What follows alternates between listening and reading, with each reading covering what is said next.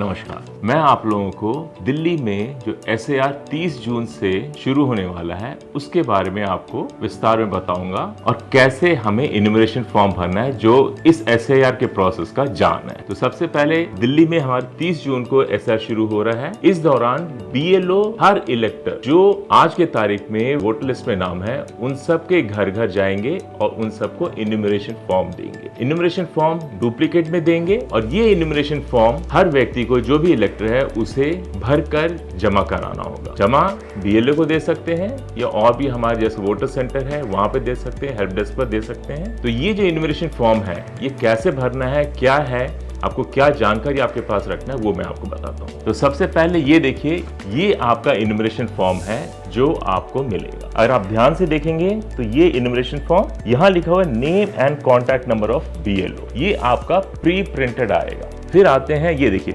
पहला, दूसरा और 3 रो में है।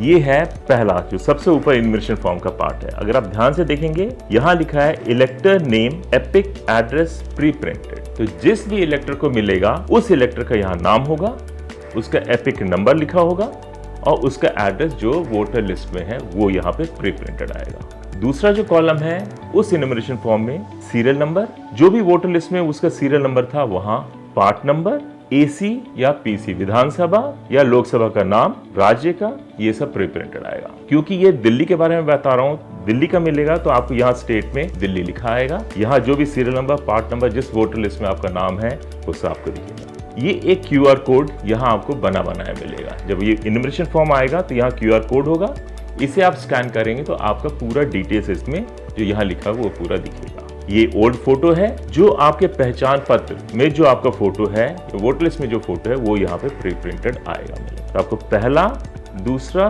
तीसरा और चौथा ये चारों कॉलम प्री प्रिंटेड होगा। आखिरी का जो कॉलम है वहां ध्यान से देखिए लिखा है पेस्ट करंट फोटो। यहाँ आप सबको रंगीन और लेटेस्ट करंट फोटोग्राफ वो आपको चिपकाना है। तो ये जो पहला रो है ये मैंने क्लियर कर दिया। अब आते हैं, दूसरा रो ना लेके मैं तीसरे रो पे आता हूँ, फिर आऊंगा दूसरे रो पे।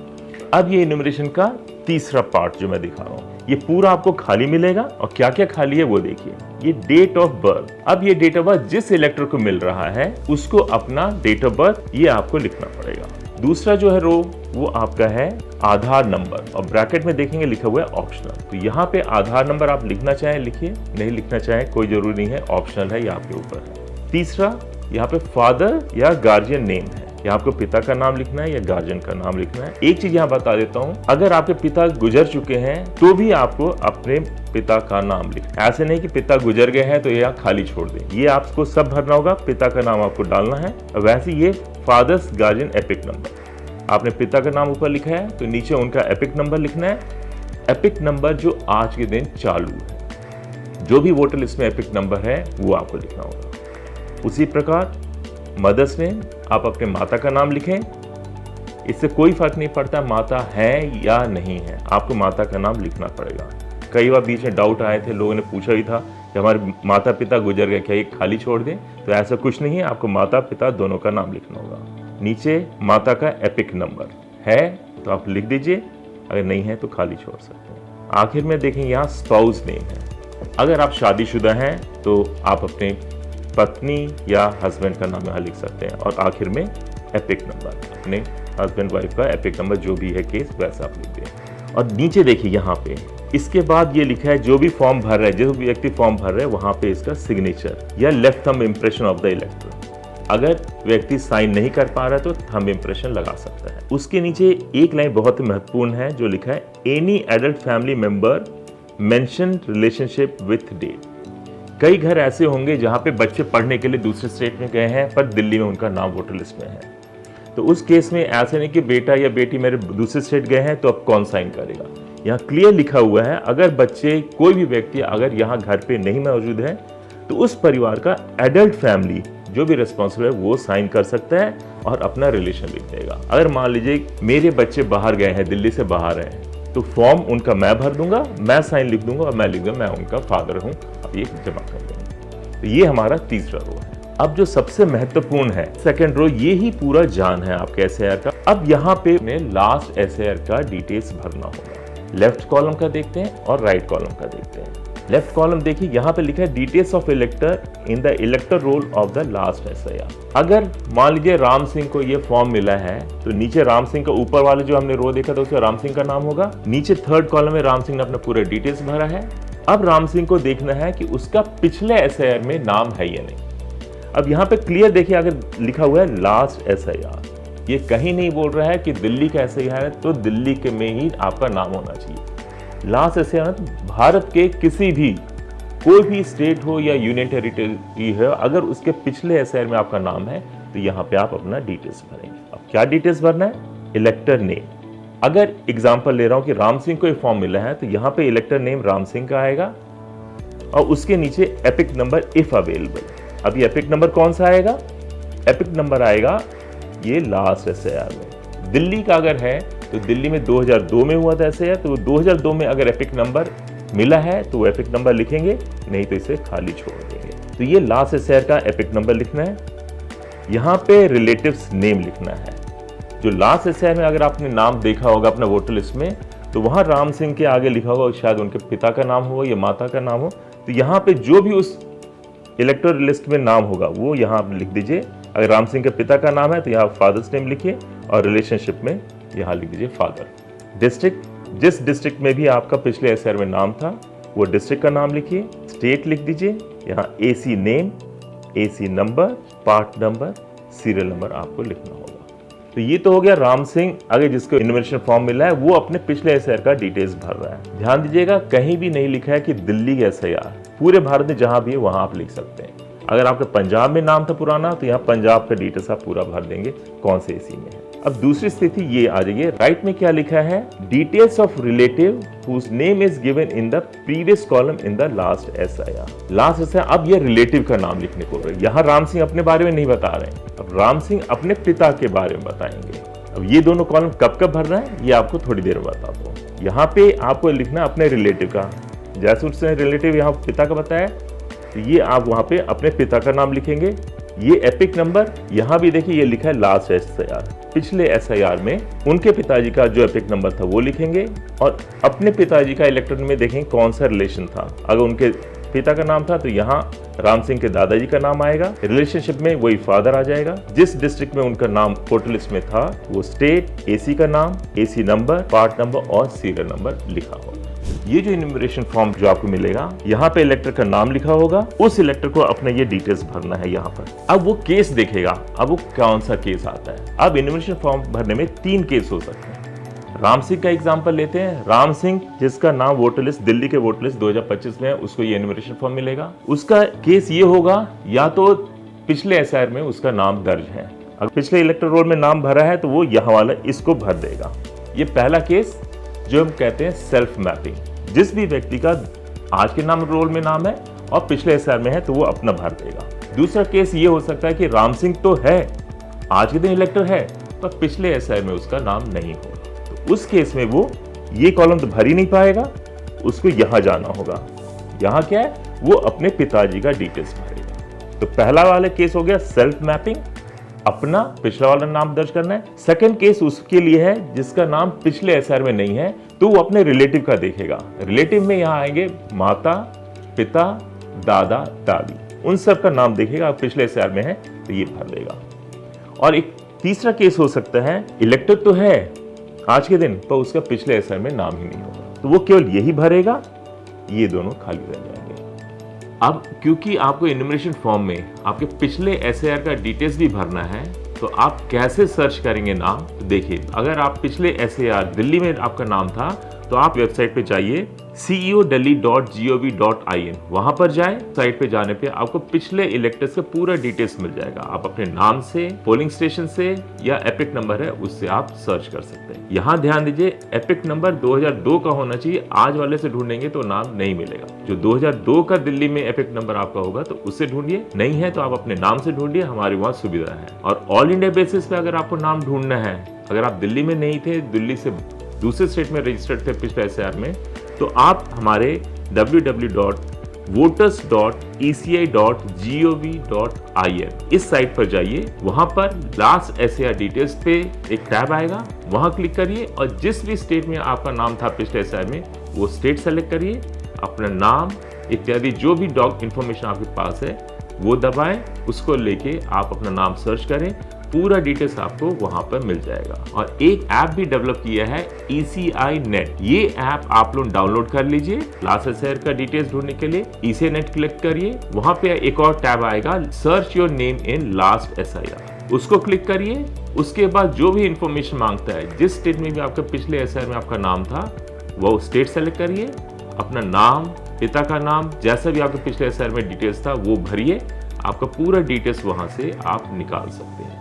ध्यान दें, हमारा एसआईआर का पर्पस है जो भी एलिजिबल वोटर है, इलेक्टर है, उसका नाम वोटर लिस्ट में होना चाहिए, और जो इनएलिजिबल है, जो क्वालिफाई नहीं करते, उनका नाम बिल्कुल भी ना आए। हम केस वाइज स्टडी करेंगे। पहला केस है सेल्फ मैपिंग। तो ये एक एग्जांपल हमने लिया है, ये देखिए पूरा इन्यूमरेशन फॉर्म है। यहाँ पे मैंने एक एग्जांपल में दे दिया, नाम जितेंद्र का है। जितेंद्र जो हमारे दिल्ली का वोटर है और उसका एपिक नंबर ये हमने लिख दिया है। ये हमने सैंपल के लिए दिया है, तो ये आप एपिक नंबर चेक मत करिए, हमने ऐसे ही दे रखा है। तो जितेंद्र के पास जाएगा। अब जितेंद्र वो क्या करेगा, सबसे पहले क्योंकि वोटर है नीचे वाला फॉर्म भरेगा।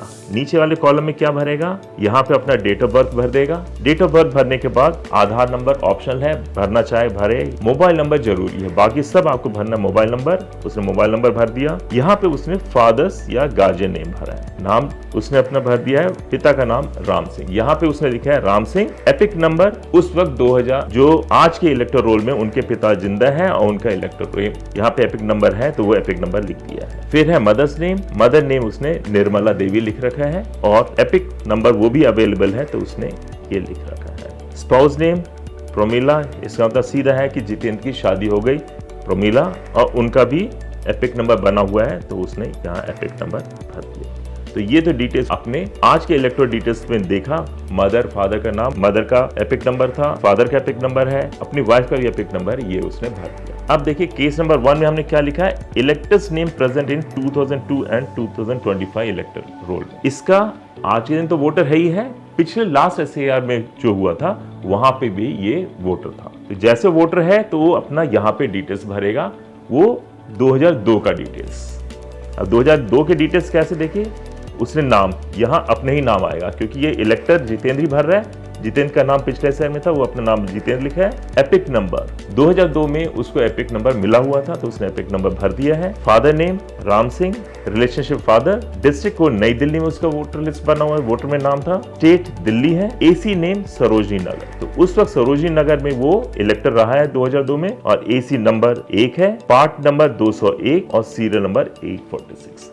तो ये आप कैसे ढूंढेंगे, नाम कैसे ढूंढेंगे या एसी नंबर इसे कैसे, तो एक मेरे पास है, मैं आपको एक सैंपल लेकर आया हूं। ये एक सैंपल है इलेक्टर रोल 2002 असेंबली कॉन्स्टिट्यूएंसी 20 बादली। ये है, यहाँ पे अगर किसी व्यक्ति का नाम है तो देखिए यहाँ पे लिखा है पार्ट नंबर, जो हमें पार्ट नंबर नोट करना था ये इधर लिखा है पार्ट नंबर। एसी नंबर यहाँ बता दिया 20, यहाँ पे आपका लिखा है सीरियल नंबर। अगर कोई भी व्यक्ति, अगर मान लीजिए जैसे ये है प्रशांत का यहाँ पे सीरियल नंबर 81 है, तो वो सीरियल नंबर 81 लिखेगा। अब उसी के आगे देखिए ये है रिलेशनशिप वहां एफ लिखा है फादर, और फादर के आगे नाम लिखा है वैद्यनाथ प्रसाद। तो ये अपने प्रशांत ने अपने फादर का नाम वैद्यनाथ और रिलेशन में फादर, तो ये जो पिछले रोल का है वो डिटेल्स आपको यहां पर भरना है। तो ये हो गया आपका सेल्फ मैपिंग, जहां पर आपका नाम 2025 के रोल में है, आज के रोल में है, और पिछले लास्ट एसआईआर में है। ये चाहे दिल्ली का केस हो, यूपी हो, पंजाब हो, कहीं भी हो रहा हो, वो ये डिटेल्स भर देगा। तो ये हमारा पहला सेल्फ मैपिंग हो गया। अब आते हैं दूसरे, अगर सेल्फ नहीं है प्रोजेनी। यहाँ देखिए Ram Singh case two elector name not present in 2002। कई ऐसे भी होंगे जो व्यक्ति 2025 आज के रोल में तो नाम होगा पर उनका पिछला नहीं। जैसे एग्जाम्पल ले लेते जो 18 साल 2003 के बाद या लास्ट एसआईआर के बाद जो भी 18 साल हुए हैं, उनका नाम कभी भी पिछले एसआईआर में नहीं हो सकता है। तो उस केस में राम सिंह ने अपना यहाँ तो पूरा डिटेल्स भर दिया, जैसे कि मैंने पिछला बताया था वही चीज है, क्योंकि 18 साल बाद में हुआ है, इसका नाम 2025 में तो है, पिछले में नहीं। अब क्या करेगा वो, अब अपना ना भर के अपने माता पिता का भरेगा। यहाँ जैसे राम सिंह है, ये डिटेल्स अब वो राम सिंह का भरेगा। अब वही जैसे पिछला लास्ट एसआईआर में जहां भी नाम थे उनके पिताजी का, वो भरेगा। जो हमने देखा है राम सिंह इस वक्त यूपी में, और पिछला जो एसआईआर था वो यूपी में थे, तो उनका एपिक नंबर देखिए UP/045/2000। तो ये कहीं नहीं लिखा है लास्ट एसआईआर का मतलब दिल्ली है। ये यूपी का एक केस दिखा दिया कि दिल्ली से हटके है, तो वहां अपना एपिक नंबर यूपी का भर दिए हैं। रिलेटिव नेम यहाँ बलदेव सिंह। अब ये बलदेव सिंह और जितेंद्र में क्या रिलेशन है? बलदेव सिंह हो गए जितेंद्र के दादाजी, तो राम सिंह इनके पिताजी और राम सिंह के पिताजी बलदेव सिंह, और इन दोनों का रिलेशन यहाँ फादर है। वैसे किस डिस्ट्रिक्ट में? तो सहारनपुर में उसके पिताजी उस वक्त हैं। स्टेट उत्तर प्रदेश हो गया। AC name Saharanpur, AC number 45, part number 99 और सीरियल नंबर 420 पे, वहां पे उनके पिताजी का नाम लास्ट एसआईआर में था। तो ये केस हो गया जहां बेटा अपने पिता से या बेटा अपने माँ से रिलेशन कर रही हैं, पर पिछले एसआईआर में नाम नहीं होगा। ये केस 2 हो गया प्रोजेनी वाले में। और तीसरा केस है जिसमें नाम ही नहीं हो। कोई भी व्यक्ति, मान लेते एक व्यक्ति है इंडियन फॉरेन सर्विस का, लास्ट एसआईआर जो दिल्ली में हुआ था या कहीं उस दौरान, जब भी लास्ट एसआईआर हुआ किसी स्टेट में, उस दौरान उसकी पोस्टिंग इंडिया से ही बाहर था। जब इंडिया से बाहर था तो उसका कहीं भी लास्ट एसआईआर में नाम ही नहीं होगा, पर क्योंकि वो रिटायरमेंट या आज के दिन दिल्ली में है तो उनका नाम दिल्ली में तो है। तो एक केस हमने लिया है जो दिल्ली में आज तो इलेक्टर है, पर लास्ट एसआईआर में भारत के किसी भी स्टेट या यूनियन टेरिटरीज में उनका नाम ही नहीं था, तो वो कैसे भरेंगे? ये केस लिया है इलेक्टर विथ नो मैपिंग। ये नो मैपिंग है। यहाँ पे हमने जितेंद्र को दिखा दिया है, जितेंद्र वही एग्जाम्पल लिया है, जितेंद्र अपने डिटेल्स भर रहा है, पर यहाँ पिछले एसआईआर में भी अपने आप को लिंक नहीं कर सकता, ना ही उनके माता पिता का भी नाम पिछले एसआईआर में नहीं था। तो वो व्यक्ति केवल अपना डिटेल्स भर के जमा करा देगा। घबराने की कोई दिक्कत नहीं है कि आपने ये भर दिया, ये खाली, आपका नाम नहीं कटेगा, आपका ड्राफ्ट रोल में नाम छपेगा ही छपेगा। तो ये 3 केस है इन्यूमरेशन फॉर्म भरने का। कोई भी महिला पिछले एसआईआर में नाम था नहीं था, पर आज के दिन शादीशुदा है, तो वो कैसे फॉर्म भरेगी? ये तीसरा केस हमने लिया है। ये इन्यूमरेशन फॉर्म बबीता को मिल रहा है। बबीता का ये एपिक नंबर है, तो बबीता को ये इन्यूमरेशन फॉर्म मिल रहा है। अब देखिए बबीता के डिटेल्स क्या है। Married women whose name does not exist in last SIR. मतलब पिछले जब एसआईआर हुआ था तब ये 18 साल की नहीं हुई थी, इसलिए इनका नाम नहीं है, पर आज 34-35 साल की है, शादीशुदा है, तो वो कैसे भरेगी? बबीता को यहाँ अपने डिटेल्स भरना है, जैसे हमने केस 1, केस 2, केस 3 में बताया है। बबीता ने अपना डेट ऑफ बर्थ लिख दिया, यहाँ पे आधार नंबर, फोन नंबर डाल दिया है, यहाँ अपने पिता का नाम, यहाँ पे हमने राम सिंह लिया, राम सिंह लिखा है, अपने पिता का एपिक नंबर, मदर नेम लिख दिया है, मदर का एपिक नंबर, शादीशुदा है तो यहाँ स्पाउस नेम, अब वो अपने हस्बैंड का नाम लिख रही हैं, और एपिक नंबर विक्रम सिंह का भी एपिक नंबर है तो उन्होंने एपिक नंबर भर दिया। अब देखिए केस 2 हो सकते हैं, शादी हो गई है या तो उनका नाम पिछले एसआईआर में रहा है, और पिछले एसआईआर में नाम रहा है तो केस 1 में भर सकते हैं, पर क्योंकि हमने जो केस लिया है बबीता की शादी अब हुई है, पिछले एसआईआर में उसका नाम नहीं है, तो वो आ जाएगा प्रोजेनी में। तो ये दोनों कॉलम भरेंगे। अब प्रोजेनी में किसको भरेंगे? यहाँ ध्यान दीजिए, यहाँ पर उनको अपने माता पिता दादा दादी मतलब मायके का डिटेल्स भरना है, ससुराल का नहीं। कई जैसे ये बोल रहे थे भाई सास ससुर को हम माँ बाप कहते हैं, तो यहाँ ध्यान देने वाला बात है कि आप अपने सास ससुर का ना लिख के यहाँ अपने माँ बाप का ही नाम लिखेंगे। जैसे बबीता के पिता का नाम राम सिंह है तो यहाँ डिटेल्स आएगा राम सिंह, उनका एपिक नंबर, राम सिंह के पिता का नाम बलदेव सिंह, रिलेशनशिप राम सिंह और बलदेव सिंह का रिलेशन फादर का है, और जिस भी स्टेट में जहां भी उनका इलेक्टोरेट में नाम था, जैसे यहाँ पे सहारनपुर में है, Uttar Pradesh state, AC name Saharanpur, और वहां पे कौन सा एसी नंबर था? 45 नंबर के पार्ट नंबर 99 के सीरियल नंबर 420 में उनका नाम था। तो शादीशुदा महिलाएं ऐसे भरेंगे, वो अपने आप को देखेंगे सेल्फ केस में आ रहे हैं, प्रोजेनी में आ रहे हैं, जैसा भी केस है प्रोजेनी केस में ध्यान रखिएगा अपने माँ बाप का ही नाम लिखे, सास ससुर का ना लिखे। तो ऐसे करके आप ये फॉर्म भर सकते हैं। इन्यूमरेशन फॉर्म ध्यान दें, सभी इलेक्टर जिन जिन को फॉर्म मिल रहा है सब लोग भर के जमा कराएं। अगर आप जमा नहीं कराते हैं तो आपका नाम ड्राफ्ट रोल से हट जाएगा, उसमें आएगा ही नहीं। और जिन किसी का भी डिटेल्स आज के एसआईआर में, आज के इलेक्टर रोल में और जो लास्ट एसआईआर में अगर कहीं भी थोड़ा कोई फर्क पाया गया, जैसे किसी ने नाम बदल लिया हो, उम्र में है, तो ईआरओ जो हमारे हैं वो आपको नोटिस देंगे। तो आप अपने डॉक्यूमेंट्स जो हमने ईसीआई के साइट पे है 12 डॉक्यूमेंट्स है, उनमें से जैसा भी केस हो वो आप लेकर वहाँ ईआरओ के पास उपस्थित होकर डाउट क्लियर कर सकते हैं, जवाब दे सकते हैं। अगर ईआरओ तसल्ली बख्श पाया गया आपका जवाब तो आपका रोल ड्राफ्ट रोल और फाइनल रोल दोनों में आ जाएगा।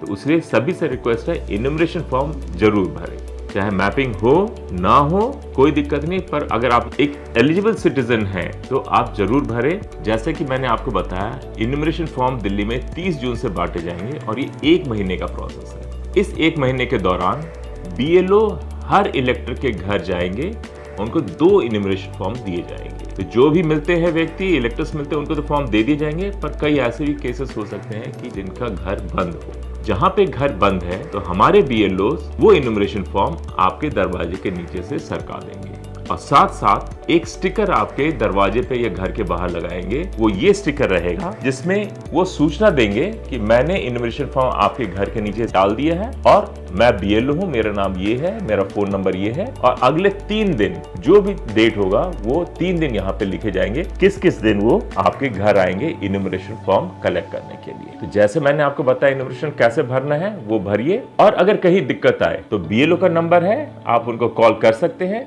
BLO आपके घर आएंगे, आपकी मदद कर देंगे, और इस मदद में आपका नाम ढूंढने, जो पिछले SR का डिटेल्स है वो भी ढूंढना हो तो BLO आपको ढूंढकर बता देंगे। तो आप सबसे रिक्वेस्ट है कि ज्यादा से ज्यादा इलेक्टर्स इन्यूमरेशन फॉर्म लेके जल्द से जल्द फॉर्म भरे।